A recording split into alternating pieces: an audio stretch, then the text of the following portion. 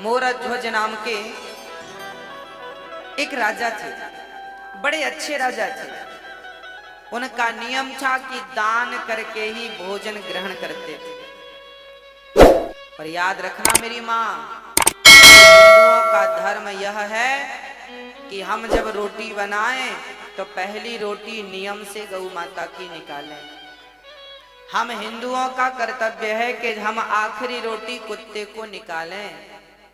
हमारा कर्तव्य है कि हम अपने घर से एक थाली भोजन दीन दुखी और गरीबों को खिलाएं। पहले जब हम भोजन करते थे हमारे भारत में, तो हमारे बाप दादा बाहर निकल कर देखा करते थे कि हमारे द्वार पर कोई बैठा तो नहीं है। अच्छा, पहले के घर ऐसे बनते थे कि घर के बाहर बैठने की एक पट्टी होती थी। पुराने घर ऐसे ही बनते थे कि कोई भी आके बाहर बैठ जाता था, और हम लोग भी बाहर कभी कभी घर वाले भी बैठते थे, बातें होती थी, चर्चाएं, सत्संग। तो पहले हर घर में ऐसा व्यवस्था थी कि बाहर बैठने की एक पट्टी हुआ करती थी, पक्की। पर्ची बोलते थे बाहर, आंगन बोलो, आंगन अलग है, पर्ची बोलते थे, होती थी। जब आप भोजन करने बैठे तो बाहर निकलकर जरूर देखें कि आपके बाहर कोई है तो नहीं भूखा। ऐसा तो नहीं कि आप अंदर भोजन कर रहे हैं और बाहर कोई आपके घर पे ही भूखा बैठा है। आपके द्वार पर कोई भूखा बैठा है, उसके पेट भरने की जिम्मेदारी आपकी है। ये हमारे भारत का धर्म है, हमारा धर्म है, हमारे वेद यही सिखाते हैं। इसलिए अपनी एक थाली आप कभी जाया करो गरीबों के बीच में। इसलिए यहाँ अन्न क्षेत्र बंटता है कि एक थाली आप किसी को, बाहर आपके कोई मिले ना मिले, एक एक थाली करते करते आपके 365 दिन में आपकी 365 थालियां हो गई। इसलिए यहाँ एक बार अन्न क्षेत्र में आप एक बार अन्न क्षेत्र कराते हैं तो एक साथ 2000 साधु भोजन कर लेते हैं, एक साथ सब लोग खा लेते हैं। तो रोज रोज नहीं खिला पाओ, तो इसलिए अन्न क्षेत्र होता है कि आप सभी को अपने हाथ से प्रसाद बांटें, अन्न क्षेत्र दें। हाँ, तो आपका नियम है, हमारा नियम हो कि हम रोज दें, ना तो फिर साल में एक बार दें। ऐसे अच्छे कार्यों से जुड़ जाएं नियम से। मोरध्वज का भी यही नियम था। रोज ब्राह्मणों को बुलाते, उनके चरण धोते, उनकी सेवा करते, उनकी वंदना करते, उनको भोजन कराते, और उनके कहने पर जो वो कहते वो दान करते। दान अपने मन से नहीं करते थे, ब्राह्मण से पूछते थे आपको क्या चाहिए, जो वो कह दें वो दान करते थे। वो कहें कि हमें गाय चाहिए तो गाय दान कर देते थे, वो कहें हमें सोना चाहिए सोना दान, वो कहें हमारे रहने को घर नहीं है तो जमीन दान कर देते थे। राजा थे, ब्राह्मणों से पूछ कर दान करते थे, अब तो उनके मन का। ऐसे सत्यनिष्ठ राजा मोरध्वज, इनका डंका बजने लगा पूरे दुनिया में। इनके जैसा राजा, इनके जैसा दानी, इनके जैसा धर्मनिष्ठ ना भूतो ना भविष्य। एक दिन जब भगवान श्री कृष्ण थे तब अर्जुन ने कहा, चूंकि धर्मराज युधिष्ठिर ने यज्ञ किया था, उस यज्ञ में सबको भोजन, लाखों लोगों को भोजन कराया था, और इतना दान दिया गया था कि ब्राह्मण लेकर जा ना सके, कुछ छोड़कर चले गए। एक दिन अर्जुन ने बड़े अहंकार से कहा कि कन्हैया, आज तक मेरे भैया जैसा यज्ञ और दान आज तक किसी ने किया है? तो भगवान है। जब अर्जुन ने कहा कि मेरे भाई युधिष्ठिर जैसा यज्ञ, इनके जैसा है कोई धर्मात्मा दानी, तब भगवान मुस्कुरा के बोले, अर्जुन तुम्हारे भाई का नाम तो दानियों में सबसे नीचे है। अब अर्जुन को बड़ा बुरा लगा, इतना दान करने के बाद भी लिस्ट में नीचे ना। तो अर्जुन ने कहा, फिर ऊपर किसका नाम है? भगवान ने कहा आप अर्जुन तुम मत सुनो, अपना काम करते रहो। नहीं नहीं प्रभु बताओ ऊपर नाम किसका है? तब भगवान ने कहा सबसे ऊपर नाम है मेरे प्यारे भक्त मोरध्वज का। अर्जुन को बड़ा बुरा लगा। अर्जुन को लगा कि मेरे भाई से बड़ा दानी, उनको डाउट था कि मेरे भैया से बड़ा दानी हो नहीं सकता। अर्जुन बोले प्रभु हमें देखना है कि वो कैसा दानी है, क्या दे सकता है। अरे हमारे भाई ने क्या नहीं दिया, धर्मराज युधिष्ठिर ने इतना दिया पंडित जी ले जा ना सके, ऐसा वो क्या दे सकता है। अर्जुन मानने को तैयार नहीं थे। मैं नहीं मानता कि वो दानी है। भगवान बोले तो परीक्षा ले लो। भगवान ने कहा ले लो। अर्जुन ने कहा आपके सहयोग के बिना परीक्षा संभव नहीं है। तो प्लान बनाया गया, यमराज जी को बुलाया गया, यमराज को शेर बना दिया गया, तुम शेर बन जाओ। बूढ़े शेर, दांत टूट गए सारे, और अर्जुन ब्राह्मण बन गए और भगवान श्री कृष्ण भी ब्राह्मण बन गए। दो पंडित जी और एक शेर, तीनों चले मोरध्वज के द्वार पर। भिक्षाम देही, भिक्षाम देही, हे राजन हमें भिक्षा दो। तुरंत राजा दौड़ कर आए, ब्राह्मण आइए आइए आइए, स्वागत है, मेरे तो भाग्य खुल गए, आप जैसे दिव्य ब्राह्मणों का पदार्पण घर में हुआ।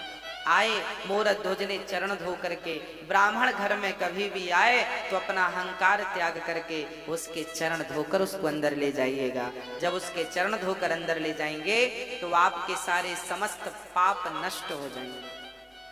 चरण धोना परंपरा रही है हमारे यहाँ। एक बहुत बड़े कोई व्यक्ति थे, ज्ञानी, वो भी ब्राह्मण थे। उन्होंने अपनी बेटी की सुंदरता देखी तो एक सुंदरता देखकर एक लेख लिख दिया, मेरी बेटी इतनी सुंदर है, इतनी सुंदर, इतनी सुंदर। जैसे ही वो अपनी बेटी की सुंदरता का निरूपण अपने एक ग्रंथ में कर रहे थे तभी उनको कोढ़ का रोग हो गया। ब्राह्मणों को बुलाया, भाई हम तो देखो बेटी के ऊपर ये ग्रंथ तैयार कर रहे हैं, बेटी कितनी सुंदर है, लोग पढ़ेंगे, हमें कोढ़ क्यों हो गया।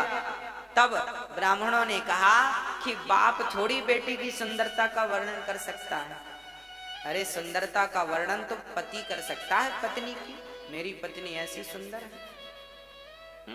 आप क्या तैयार कर रहे हैं ग्रंथ, आपको सी पाप से रोग हो गया है, अब ठीक कैसे होगा। बोले सारे ब्राह्मणों को बिठाओ, इनके चरण धो और इनके चरण के धोए हुए जल से स्नान कर लो, अपने आप आपका रोग ठीक हो जाएगा। जब ब्राह्मणों के चरणों के धोने से स्नान किया तब उनका रोग ठीक हो गया।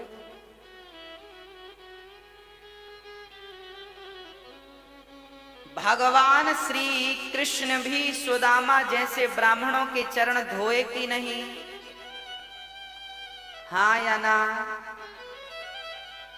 वो तो भगवान थे ना, भगवान को क्या जरूरत थी ब्राह्मण के चरण धोने की। अरे ब्राह्मण तो खुद पांव पड़ते हैं भगवान के, ब्राह्मण तो खुद भगवान के चरणों की धूल मस्तक पर रमाते हैं, ब्राह्मण तो खुद अपने आंसू बहाते हैं भगवान को पाने के लिए। उस परमात्मा के लिए हम रोते हैं और वो हमारे चरण क्यों धोएगा। क्योंकि भगवान कहते हैं अतिथि देवो, यदि मैं ही इस मर्यादा का पालन नहीं करूंगा कौन करेगा। इसलिए भगवान ने ब्राह्मण सुदामा के चरण खुद धोए हैं और फिर उन्हें भोजन कराया है। आपके घर कभी ब्राह्मणों को बुलाना भोजन पर तो सबसे पहले उनके चरण धोना और चरण धोकर ही उन्हें भोजन पर बिठाना, भोजन कराना। आजकल तो 13ही बरसी में भी लोग पांव नहीं धुलते।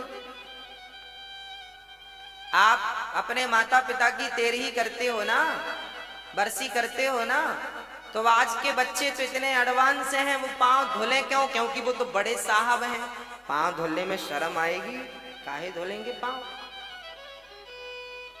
अरे भैया ब्राह्मणों के चरण को जब आप धुलते हैं तो ब्राह्मणों के चरणों को धुलने में जितना पानी खर्च होता है वही पानी तुम्हारे पूर्वजों को पानी प्राप्त होता है पीने के लिए रास्ते में। मैं मरूंगा तो मैं भी वही पानी पीऊंगा जो मैंने ब्राह्मणों के चरणों को धो करके बहाया है, वही पानी मुझे पीने को मिलेगा। आप भी मरेंगे तो आप भी प्यासे मर जाएंगे यदि कभी ब्राह्मणों के चरण नहीं धोए तो। जीवन में जलदान करना चाहिए, जो जलदान करते हैं वो पानी मिलता है आपको। और यदि जलदान नहीं कर पाए तो फिर चरण धो ब्राह्मणों के।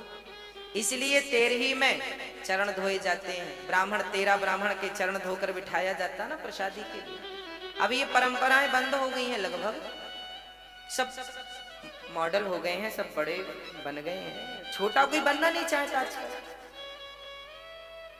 आज एक बार कोई व्यक्ति बड़ा हो जाए उसके बाद छोटा नहीं बनना चाहता, वो कहता मैं तो खुद बड़ा हूं। गलत बात है। बड़ा वो नहीं है जो अपने आप को बड़ा बनाए और समझे, बड़ा वो है जो अपने आप को बिल्कुल मसक समान रूप कपिधरी अति लघु रूप पवन सुत लीना। हनुमान जी लंका गए, बड़े बनकर नहीं गए, छोटे बनकर गए। इसलिए ब्राह्मणों के चरणों से प्रीति हो, माता पिता के चरणों से प्रीति हो, माता पिता के चरणों को धोया करो। चलो ब्राह्मणों के चरणों को नहीं धोते हो कोई बात नहीं, माँ के चरणों को धोगे तो उनका जो जल बचेगा वो भी तुम्हें मरने के बाद पानी के रूप में प्राप्त होगा, वही मिलेगा। और नहाने में तुमने जो 20 बाल्टी बहाए हैं ना उसका रत्ती भर मिलने वाला नहीं है।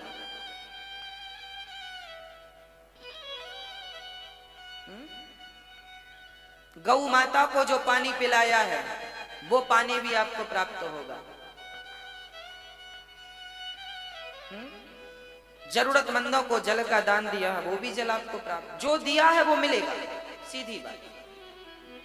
गाली दी है तो गाली मिलेगी और राम राम दिया है तो राम राम मिलेगा। बस ये समझो कि कांटा चुभोया है तो तुम्हें भी कोई पीछे से चुभोएगा, और तुमने एक चुभोया वो 2 चुभोए, ब्याज भी मिलता है। और आपने किसी के रास्ते में पुष्प बिछाए हैं तो आपने गुलाब के बिछाए हैं तो फिर आपको कमल के पुष्प कोई बिछा के देगा, क्योंकि ब्याज अच्छे का अच्छा बुरे का बुरा, जैसी करनी। अब भगवान श्री कृष्ण आए हैं और उनको मोर ध्वज ने बिठाया है, चरण धोए हैं और चरण धो करके भोजन। ब्राह्मणों ने कहा राजन हम भोजन बाद में करेंगे, पहले हमारा शेर बाहर खड़ा है उसे आप कुछ भोजन की व्यवस्था कीजिए। हाँ हाँ, मोर ध्वज बोले बताइए शेर क्या खाएगा, उसके लिए हमारे पास बढ़िया जो कहें वो हलवा बनवाएं, जो कहें वो रोटियां बनवाएं, मालपुआ खवाएं। क्या खाता है आपका शेर? ब्राह्मण कहते हैं राजन हमारा शेर तो देखो सभी शेरों की तरह वो मांसाहार करता है, मांस खाता है। अच्छा, मोर ध्वज बोले कोई बात नहीं हम मांस की व्यवस्था कर रहे हैं। अच्छा कहां से मांस लाओगे? बकरे को मारोगे? ना ना ना। गाय को मारोगे? ना राम राम राम राम। फिर मुर्गी को मारोगे? ना ना ना। फिर किसी प्रजा को मारोगे? ना ना, प्रजा तो भगवान है उसे क्यों मारेंगे? मोर ध्वज से भगवान ने कहा फिर तुम कहां से मांस लाओगे? मोर ध्वज बोले हमारे पास भी तो मांस है, हम अपना काट के देंगे आपके सिर को, अपनी जांघ का मांस दे देंगे, हमारा पेट बड़ा है पेट का मांस दे देंगे, आपके सिर का पेट भर जाएगा।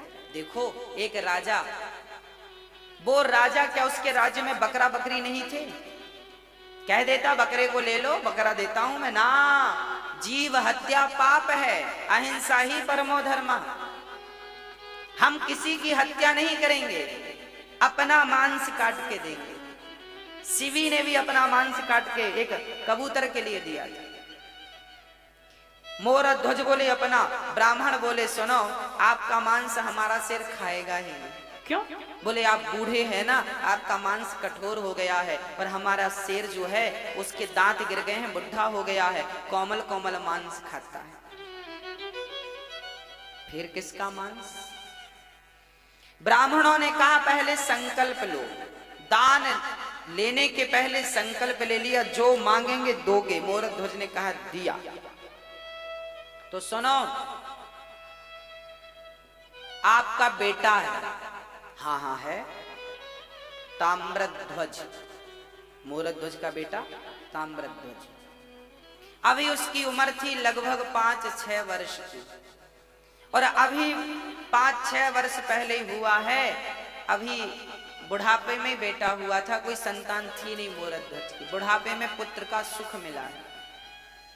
ब्राह्मणों ने कहा कि आपका बेटा है, हमें अपने शेर के लिए आपके पुत्र का मांस चाहिए। बच्चे का मांस बड़ा कोमल होता है, वो बड़ी आसानी से खा लेगा। आप जल्दी से अपने बेटे को लाइए और उसे खड़ा करिए। और सुनो, हमारे शेर के दांत गिर गए हैं तो मांस फाड़ नहीं सकता, इसलिए आप दोनों पति पत्नी अपने बच्चे को बीच से आरे से चीर करके फाड़िए और फाड़ करके मेरे शेर को डालिए। अब तो राजा दंग रह गए।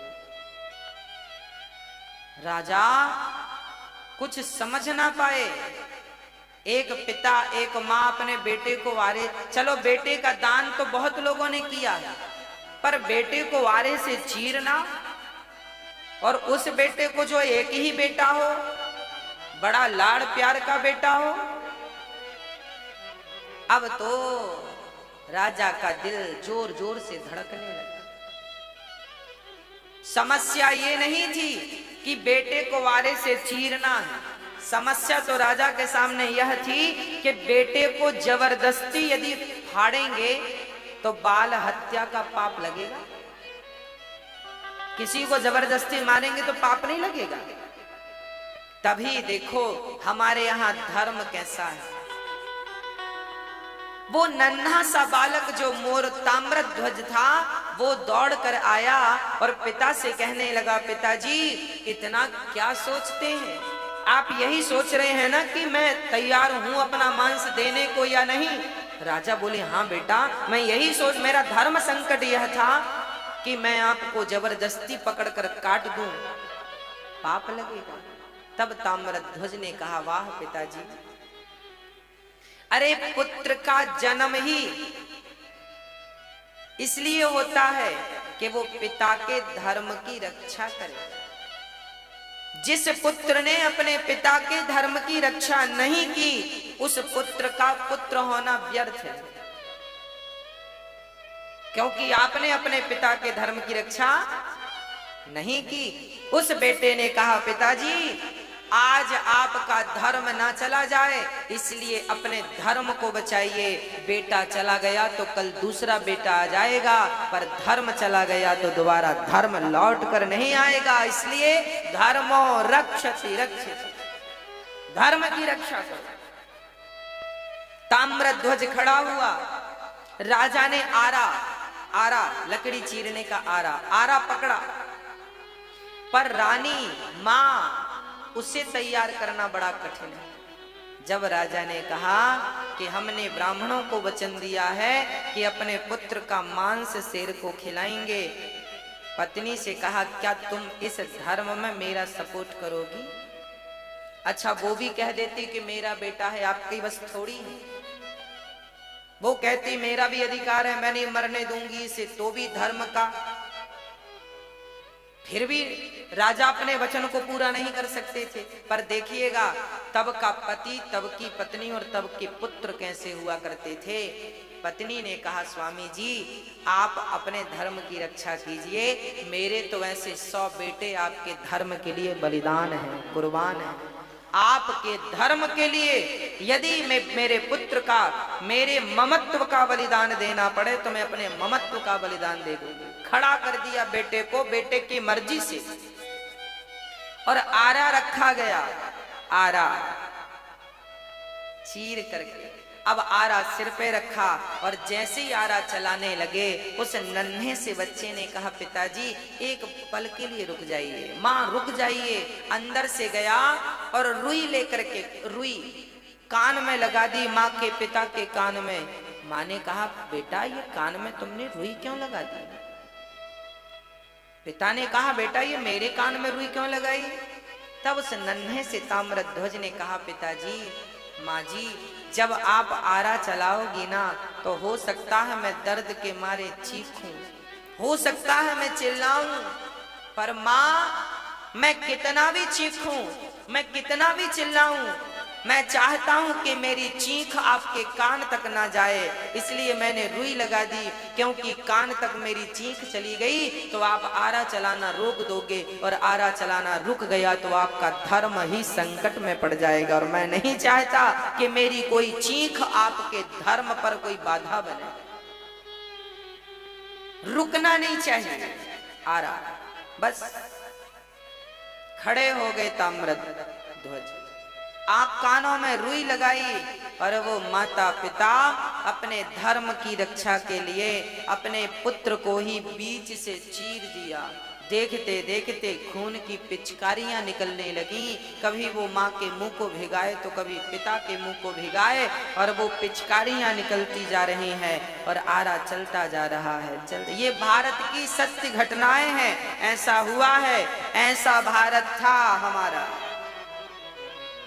दर्शन करो इस भारत का, ऐसा भारत कि धर्म के लिए पुत्र तैयार हो गया, और धर्म के लिए माँ बाप ने बच्चे को आरे से, चूंकि वचन दे दिया था कि मैं आपको, आपके शेर को मांस दूंगा, 2 भागों में काट दिया। अब रानी रोने लगी, अब बच्चे को जब देखा तो रोने लगी। ब्राह्मणों ने कहा खबरदार, यदि आप रोए तो हमारा शेर मांस खाएगा नहीं, चला जाएगा भूखा, आपको रोना नहीं है। अब देखो, माँ ने बेटे को आरे से चीरा है, बेटा मर गया है, पर शर्त यह है कि इसके मरने पर रोना नहीं। अरे रोकर ही अपना दुख कम कर लेती वो माँ, पर रोने में भी पाबंदी लगा दी। ब्राह्मणों ने कहा इसका दायां भाग उठाकर मेरे शेर को डाल दो और बायां भाग ले जाकर फेंक दो। तब उस माँ की आंखों से एक आंख से आंसू निकल गए। ब्राह्मणों ने कहा माँ रोई क्यों? तब कहा उस माँ ने, मेरे पुत्र का एक अंग तो आपके काम आ सका, पर दूसरा अंग आपके काम ना आ सका, इसलिए आंखों से आंसू निकल आए। शेर ने उस मांस को खा लिया और अब ब्राह्मण बड़े प्रसन्न हुए। ब्राह्मणों ने कहा राजन, अब हमें भी भूख लग रही है, अब हमें भोजन परोसो। राजा रानी ने थाल लगाई और ब्राह्मणों को परोसा, और ब्राह्मण जैसे ही रोटी तोड़कर अपने मुंह तक ले गए, वापस रख दिया। ब्राह्मणों ने कहा राजन, हम आपके घर भोजन नहीं करेंगे। क्यों नहीं करेंगे? क्योंकि आप हत्यारे हैं। कौन सी हत्या? आपने अभी अभी अपने बच्चे को मारा, और हत्यारों के घर हम भोजन नहीं करते। ये कहकर ब्राह्मण जाने लगे। तब मोरध्वज चरणों में गिर पड़ा, महाराज मेरे घर से अतिथि भूखा चला जाएगा तो मेरे जीवन भर की भक्ति, जीवन भर का पुण्य आज बेकार हो जाएगा। ब्राह्मण देवता मेरे घर से आप भूखे ना जाइए, आप भूखे ना जाइए। ब्राह्मणों ने कहा आप हत्यारे हो। अरे मोरध्वज ने कहा मैंने हत्या नहीं की, आपने ही तो कहा था हमने कुछ नहीं, हम नहीं जानते। हमने कहा जरूर था, पर आपने तो हत्या की है, तो हत्या का तो पाप लगेगा, और तुम जैसे बाल हत्यारे को घर हम भोजन करेंगे, ये कहकर जाने लगे। तब मोरध्वज ने विचार किया, बात तो सही है, मैंने अपने धर्म की रक्षा के लिए अपने माथे पर पुत्र की मृत्यु का कलंक ले लिया। लोग क्या कहेंगे, कैसा राजा है, अपने धर्म के लिए अपने पुत्र को मार डाला। ये कहकर राजा रोने लगे, हे विधाता कैसी कठिन परीक्षा ले रहे हो, ये हत्या का पाप मेरे माथे पे लगेगा तो मैं कैसे जीवित रहूंगा। ये कहकर कि राजा मूर्छित हुए, और जब होश आया तो उन राजा ने कहा, हे विधाता, हे ईश्वर, यदि मैंने आज तक सपने में किसी का दिल ना दुखाया हो और मेरे घर से कोई अतिथि आज तक संतुष्ट होके ना गया हो, मैंने सदा संतुष्ट करके भेजा है सबको, आज तक यदि मेरी सेवा पूजा से आप प्रसन्न हैं तो हे नाथ मुझे से धर्म संकट से उबारिए।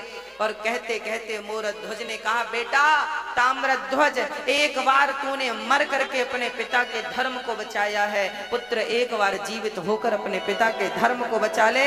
यदि आज तू जीवित नहीं हुआ तो तेरे पिता का धर्म चला जाएगा, तेरी मृत्यु व्यर्थ हो जाएगी। ये कहकर मोरध्वज नीचे गिरे। तभी अंदर से आवाज आ गई, पिताजी मैं मरकर भी आपके धर्म की रक्षा करूंगा और जिंदा होकर भी आपके धर्म की